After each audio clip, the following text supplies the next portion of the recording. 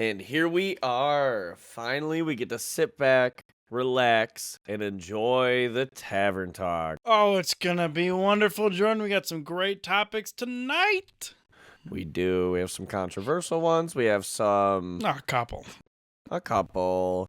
We're going to cover more of the stuff we wanted to talk about more, So, pretty exciting.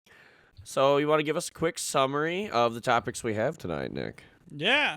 Oh, I want to give a quick summary? All right.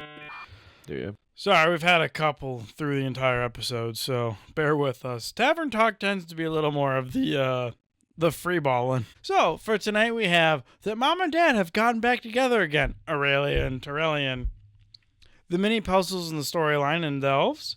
Blizzard adjusting after early access, which was a hot take for a lot of people that did not get early access. A couple quests that we want to talk about, and Narubar Palace Mogs. And then Jordan has something that is bolded and underlined as "it should have been me." So this is a spoiler topic, so stay tuned for the end if you want to. Don't worry, I'll flash the spoiler thing again like last episode when we talked about Dalaran and Khadgar dying. Yep. So we have a little more, another spoiler thing. But yes, a secret mystery topic at the end if you guys stay around. There's going to be one person who had not heard of Khadgar, which I'll be amazed. I'll be like, what? What? No, definitely listen to last episode or actually earlier in this episode we talk about that recap. If you actually are a new player, that quick 5-minute recap of all the important story points is a great summary.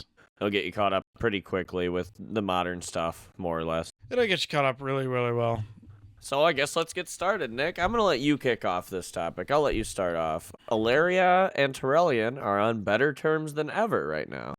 Well, I don't know about better terms. I mean, they're still having their whole thing about, like, Tuerylon, I'm of the light, I'm a paladin. And Aurelia's all like, I'm a void elf. Like, I do bad things that Tuerylon, my husband, doesn't like. But the point is a fact of... No, he's like, I'm a good boy. And she's like, I'm a bad girl. I'm a bad girl. I'm a good boy. Really what we're getting at is the fact that Mom and Dad are together again. The storyline of when Tuerylon appears with the Navy in... Donegal it actually has some good storytelling to it. You can hear it in the characters' voices. It's fantastic. It's really well done. You can see that it's they haven't seen each other in a long time, and the tension is there in the voice. It's just so well done. I love it. Like, it is Mom and Dad back together, and it's a Mom and Dad expansion. It's like, the separation's over, the divorce almost happened, but guess what? It's coming back together, and the gang's back together. Like, that's what it feels like. Well, and there's also one very important you forgot to mention. Oh, yeah, sorry. Which I did end up reading the short story regarding Alleria. You can read? I know, I've learned how to read just for this short story. You've advanced past Green Eggs and Ham. I have. Now I'm reading short stories, yes.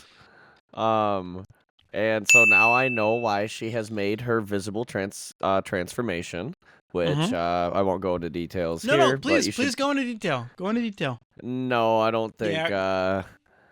You should read it for yourselves. I won't do it justice. All right. It's very well written, so you should definitely give it a read. But what I was getting to with this is Alleria's hot now. Hot cha cha cha. Yeah, she's no Sylvanas or nothing. No. She is not the Banshee Queen, the cream dollar cream, as I put it. Not cream dollar. Cream dollar cream, the Americanized version. Oh, man. I know. Oh, no. Can I get one of them croissants? Croissant? Oh, one of them baguette things. Baguette? Okay. Anyway. No, so a great storyline there. I'm not going to touch on it too much today, but, we may have to do maybe even a Windrunner family episode as a follow-up to our I think I know the soon-coming Sylvanas episode. Yes, so. I was just about to hit on that, Jordan. Thank you. Keep note, we are doing our recording in the next couple weeks of our Sylvanas lore episode with Dark Lady Cosplay. So keep tuned for that. Watch when that drops. And Jordan, I think you hit on a great point. We should totally see if she doesn't want to do a Windrunner family episode. Because she did say she wants to come on Tavern Talk too. Yeah, and there's Virith and... No, but I think you missed that. She wants to come on Tavern Talk. Oh, that's sweet. Yeah, she might want to be a regular. She wants to come on the Unchained. Yeah. She might want to come have a couple brews and hang out. Yeah, hey, I guess. Let's go. Hey, I'm all for it. For the Tavern ride. It'll be a good time. Just having a third in here and just like shooting the shit of Warcraft. It'll be great. We'll have to see what tavern we'll meet her at in Khadgar for sure. Oh, definitely. Oh, that will be interesting. I think she we'll have to talk to her about it. So yeah, she'll be on in the coming weeks. We're going to do the recording, and then we have to do the video editing, obviously. It is taking a little bit of time to do our lore episodes because we do a lot of research that goes into it. This one is a little different for us, so it may take a little longer. I will say we do have the next Paladin episode recorded. Just needs to be edited.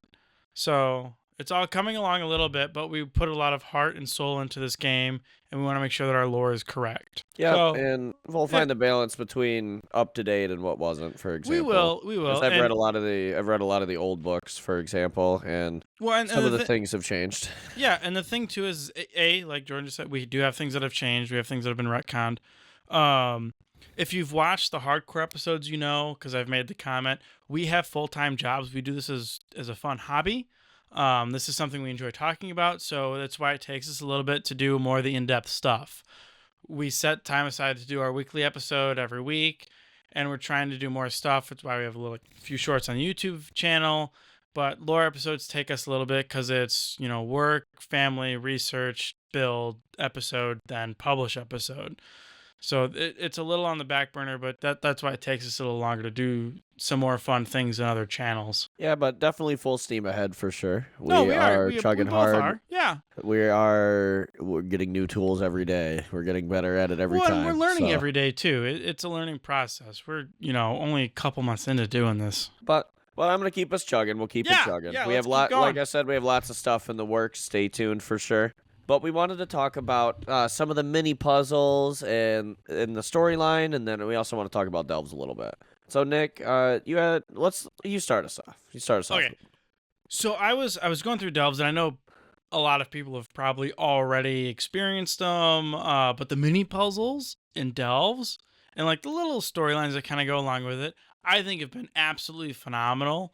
I think they're really fun. They're enjoyable. I don't know if they have like a time gate to them at all or not, but I've noticed them even in Quest too. No. Now it's like they're doing a lot more of the mini puzzle stuff, and I think it's fun. It's a little break of like, pick up quest, go kill things, pick up item from dead body, turn in quest. Now it's like, oh, do a little puzzle. I actually have to have you think a little bit more than like I guess a stereotypical pick up, do quest, turn in quest type of deal. So I've enjoyed it, but I don't know if you've run into that at all, Jordan. I enjoy 90, I would say. I've enjoyed probably somewhere in the neck of 90% of the puzzles that this game has presented to me. What have you not enjoyed of it? Well, let's use a very recent example. There is a side quest in the Knoll area where, so to hold some spoilers, but... Well, we already said we're going to have spoilers, so full steam ahead there, bud. Well, you get to be a plumber for the Knoll City, essentially. And so you have to line up... what you're talking about. You have to do the slider puzzle. Yes. And so what I did, I was so upset. They were like, you can take the easy way out and just listen to this really long explanation about how the plumbing works while he does it. Or you can do the puzzle. And I was like, well, I ain't no bitch. And first puzzle was pretty dank, pretty easy. Second puzzle was like, oh, brain hurt. All right, got it. Third puzzle was like, oh my God, it's a 3x3 sliding puzzle with a bunch of different shaped pipes. Yeah. And so... What I ended up doing was I looked up on YouTube somebody who had did it, and so then there was a final... Oh, you cheated. No, hold up. Okay. No, hold up. All right, go. Hear me out. You're good. Go. And so then I looked at the final picture, right? This does not show you how to get them in those spots. This is a one-blank slider puzzle. Okay. So then I looked up a guide on Google on how to solve a 3x3 slider puzzle. And so then I learned how to solve slider puzzles in the process of this quest. So pretty cool. So you cheated.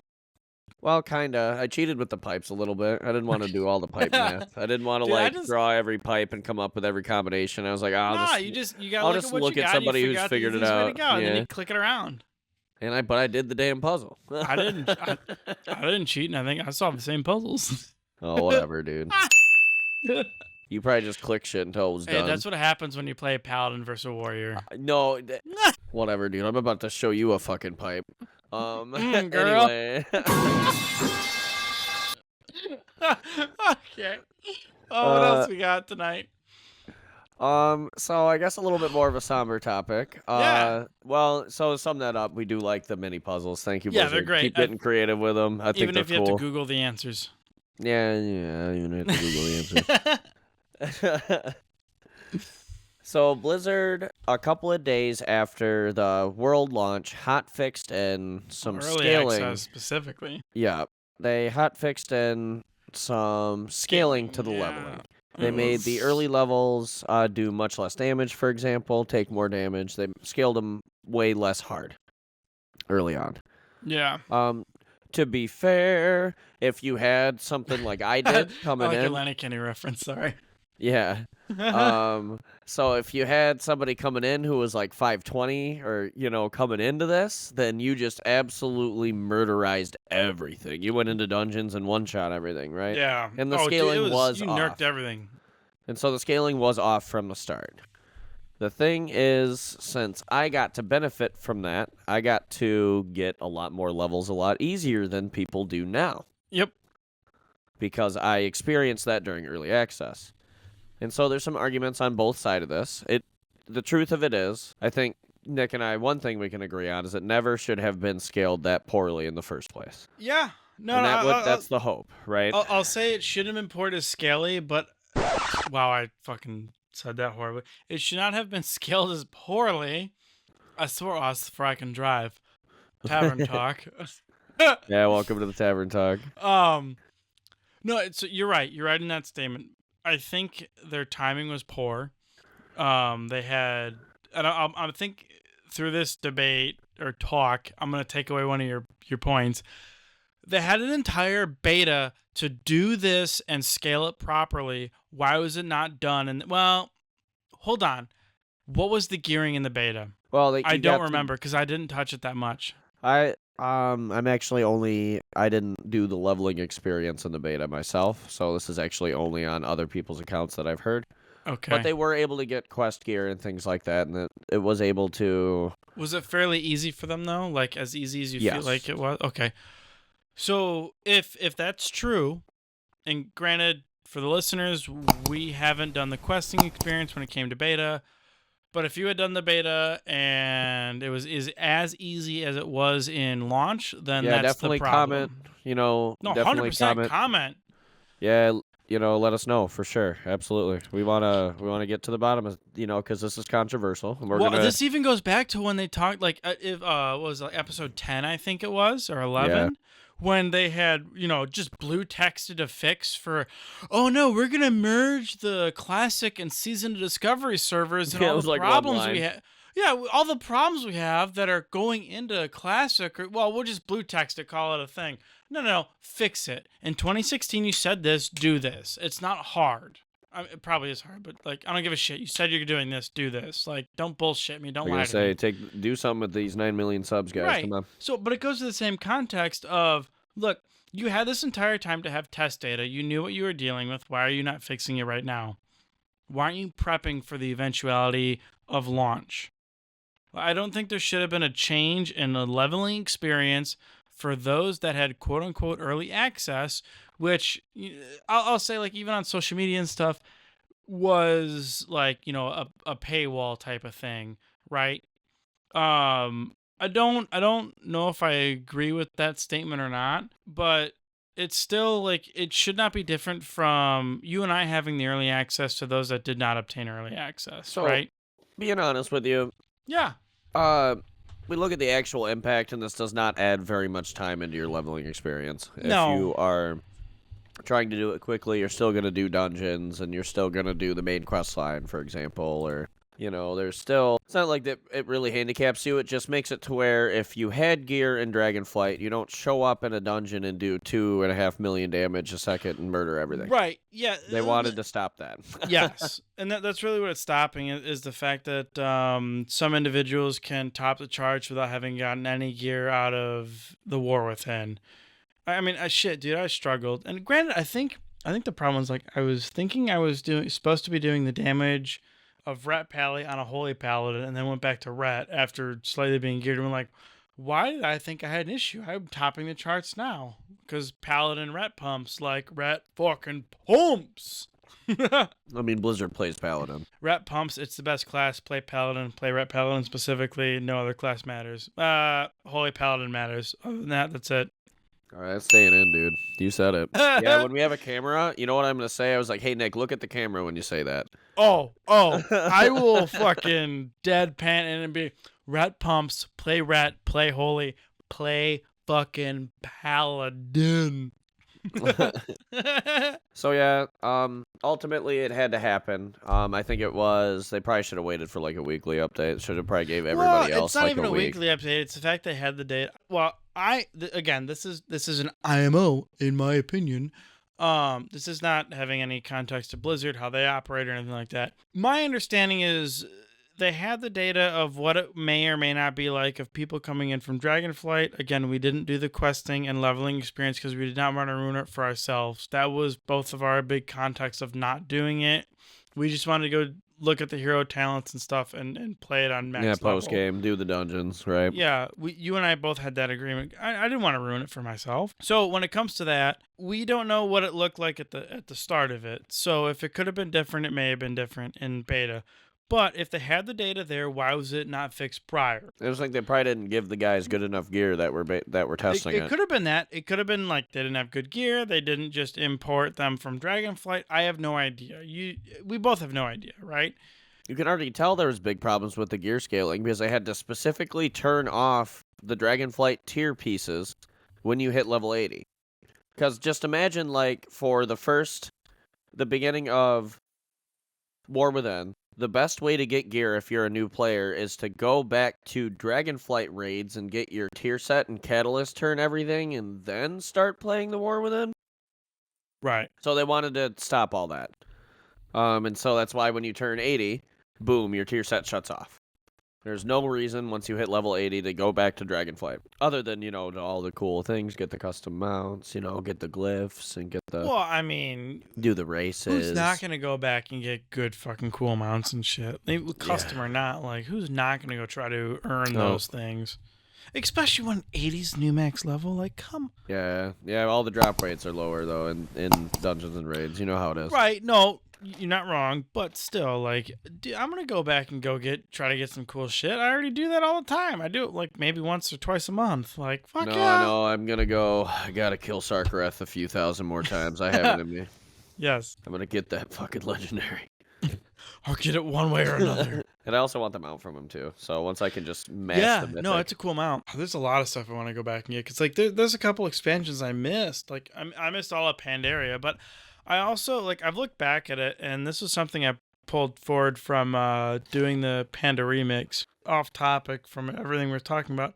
I really did not actually like a lot of the Pandaria transmogs. Well, you're wrong. I'm sorry. That's fine. Nothing, but it doesn't fit my style. Like, okay. I like it. My panda right now is rocking a goth mommy style from freaking Panda Land. Yeah. Okay, we're gonna jump one topic on this because it's a good transition. The September 10th when raids open, the new transmogs that are coming out that you can obtain. Yeah. I don't like any of them. What? Nope. So for Paladin specifically, right? Like I'm looking at Paladin specifically. I don't like the fucking wings. I don't. I think they're dumb. I think they're stupid. I don't like them.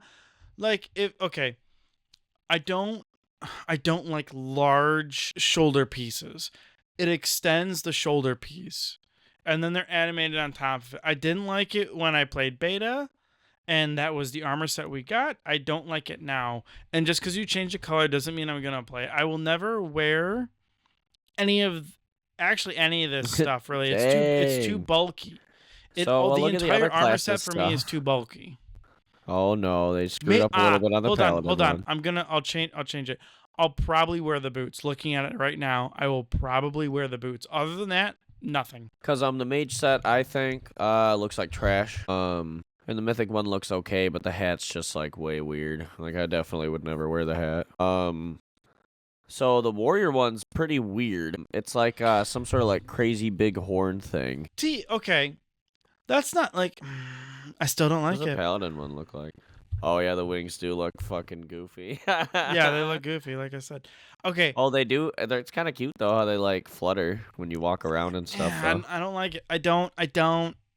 Not even the like gladiator it. one. No, I don't like it. All Not right. about it. Like, okay, I like my stuff to be the golden like, one though. It's probably like the OCD in me. I like it to be a little more like clean. You've seen the transmogs I wear, right? Like the most, I guess, like I don't know how to put it. Like flashy, I guess. Shoulders I've worn, I think, are from like Sargeras, and they're not. They're the paladin plate ones from I think it's Sargeras, but they're Look purple. at Monk. Monk looks sick. Oh, Monk looks like another variation of warrior. Yeah. It is another variation of warrior. Look With at I think the Evoker. horns are a little changed. No, And it's very Pandarian, yeah. which is fine. Like again, my comments are mine alone to how I like my armor. You said look at Evoker. Yeah, I want. I would take Evoker. The shoulders on Evoker are nice. I like the Evoker set. I don't like the head, but I also never wear heads. I don't wear heads. I know. Okay, look, I'm gonna spend the time to make my character look pretty. I'm fucking looking at my character's head. Sorry, I'll never. My transmog on head will always be not seen. What? It lets the hair out the back though. No, I don't care. I don't care. All of my girls, all my paladin girls look good. Look like? They're always gonna fucking show. Let's look up little priest of poo. Where's priest? Warrior. Mythic is a really good shadow priest mog. Shaman, rogue. Where's priest? Priest. Ooh. Yeah, you can look at the him. shoulders are still too big. In-game. I don't like. I don't like the shoulders. I don't like the head. Arms are too bulky. Girdle's too bulky.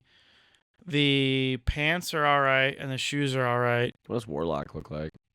Warlock, I think, looks. It's kind of. Shaman looks really good. Shaman does? Oh. Yeah, right?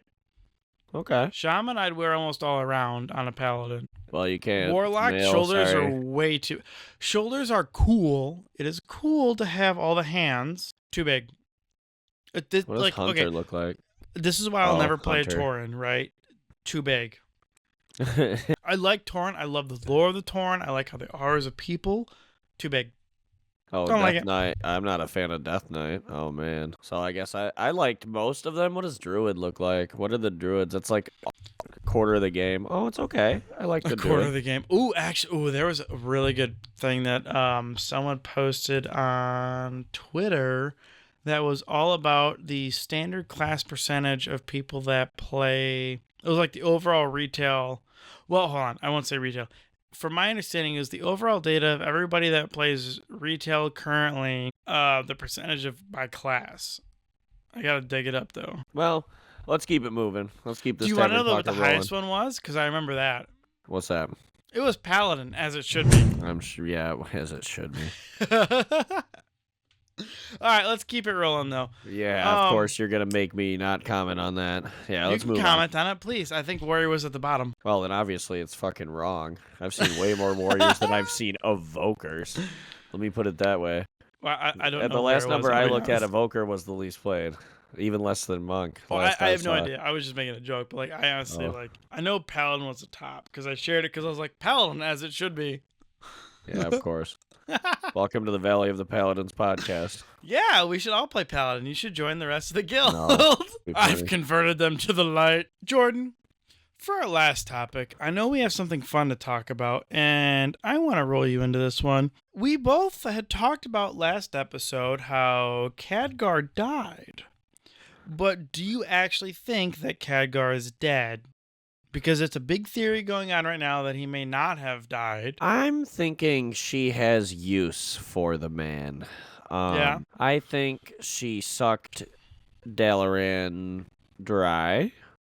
She opened some sort of void stuff, got out of there with our Khadgar, who's probably, I don't know, getting tortured and, gonna, I don't know, who knows, whatever they want with him. Let's see.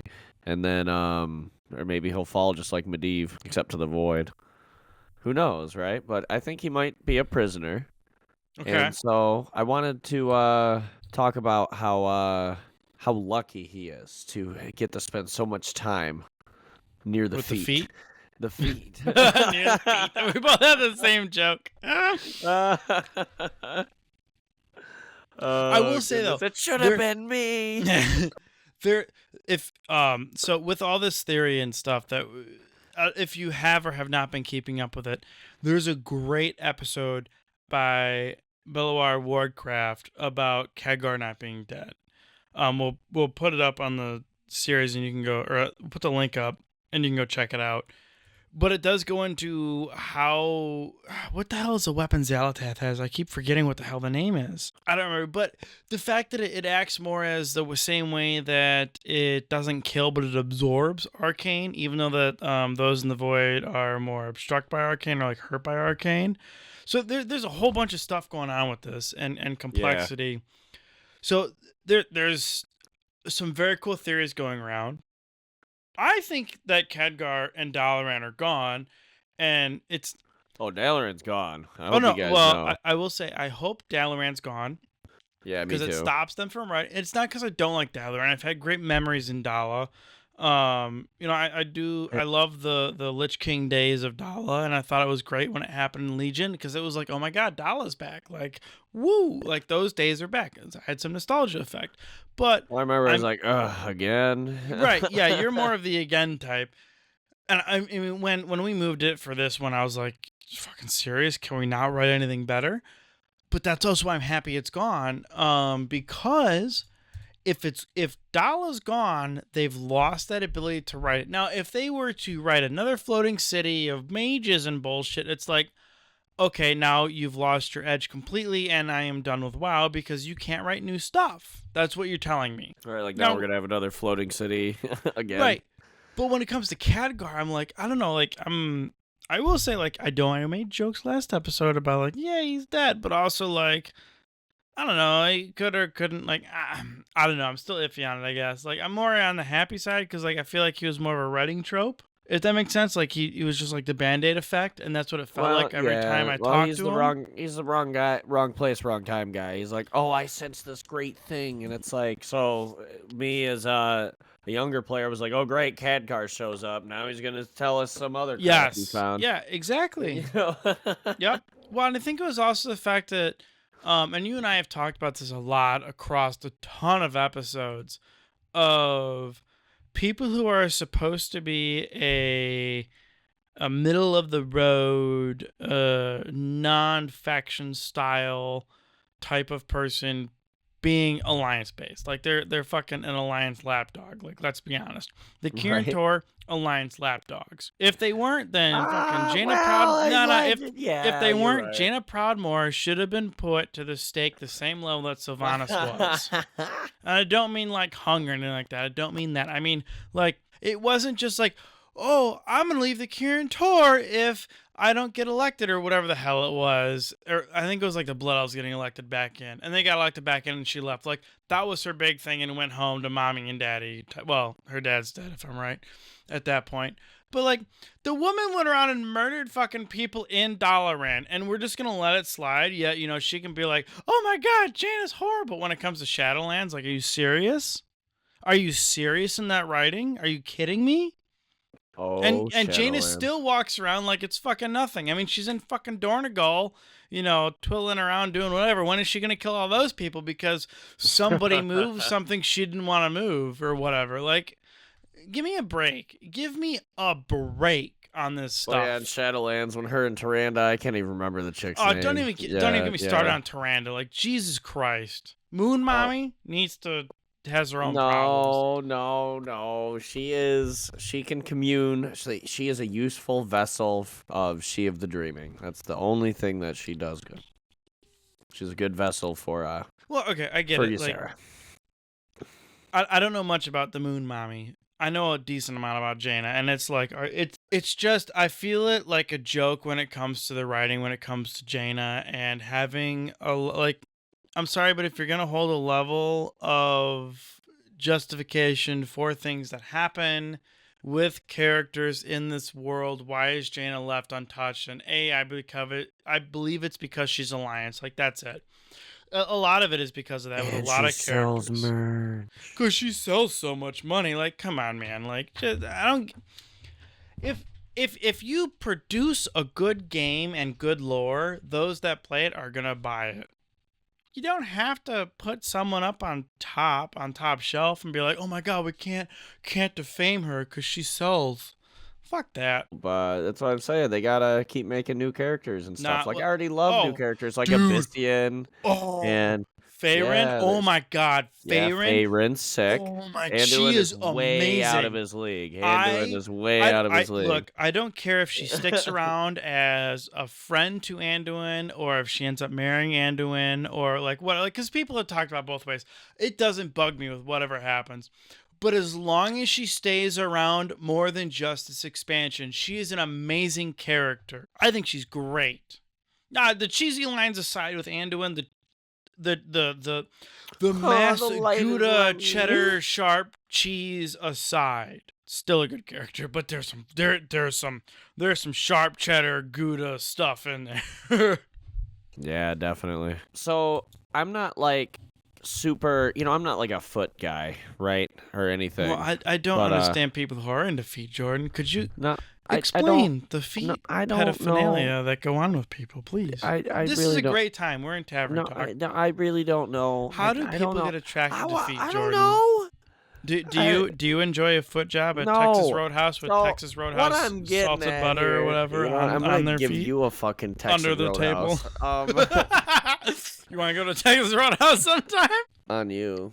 No, but Zaltath is super hot, so that's all I wanted to say. You did not want to comment on the feet. No. There's no cutting that. All of that stays. This should just be raw. No, all of it is raw. All of it's raw. Zaltath is real hot. No, I got the clean. It was it. I got the clean. I'm done. So what I'm hearing is you don't like feet. I'm not the biggest foot guy. I don't understand feet. I don't know. Let us know in the comments. Why do you like feet? Yeah, why do you like feet, guys? If you are a foot guy, please let us know how and why. Because we're just gonna have our first comment know. section filled with foot people. And we are the representation for the foot people, not foot people you know ourselves. What? If that's the banner we gotta hold to finally get on the YouTube algorithm, fine. Fuck it, I don't care. We're the foot people. We're the foot people, apparently. No, she's just spooky. I like a good villain. Oh, she whispers in your ear. She comes through the walls. She poisons your daughter. She does all kinds of nasty stuff. As overall written, the way she's done is fantastic. I'm very happy with how they are going about her and the next 3 expansions. Like, so I talked about this to somebody on Twitter recently, within the last week or so, about Khadgar dying. And I think what it really was supposed to be the equivalent of us, like as an American, having Pearl Harbor happen in World War II. It was that quick attack to try to knock us out of the war type of deal, right? Interesting. Yeah. So think about it. We lost our floating city. We lost, the equivalent of Medivh, right? Like, we lost 2 big hitters in one. And I think I would assume with us having be laid out 3 expansions, we're going to have a good chunk of expansion 1 and expansion 2 up until the tail end, is what I would assume, be nothing but you're 3 steps forward, but you get hit 5 or 10 steps back. It is going to be that type of feeling, because that's what a good story would do, is be like, oh my god, we're winning. No, they just took out, the crown in our, or they took out the crystal in our crown type of thing, or whatever the hell you want to put it. Like, we're knocked 10 steps back. Like our winning hand just like the ace got pulled kind of crap, right? I think that's going to happen, and I actually hope it does happen. I want to have some feels other than like, oh, look, we're the adventurer. We did all these quests. Cool. Like, yay, we're winning. Oh, There's awesome. I got gear. I love the gnolls. Or like, I love everything about this expansion so far. No problem, not mine. Yes. Like, I love those guys. Yes. They're so funny. I want some feeling. I want some love. I want some care. I want to feel like it's fucking Warcraft. And it feels like it's Warcraft again. And I don't want... You know, I mean, God, we're going back to Quell Thalas in Midnight, right? Right. Like, that's been talked about. Oh, I'm so excited for that.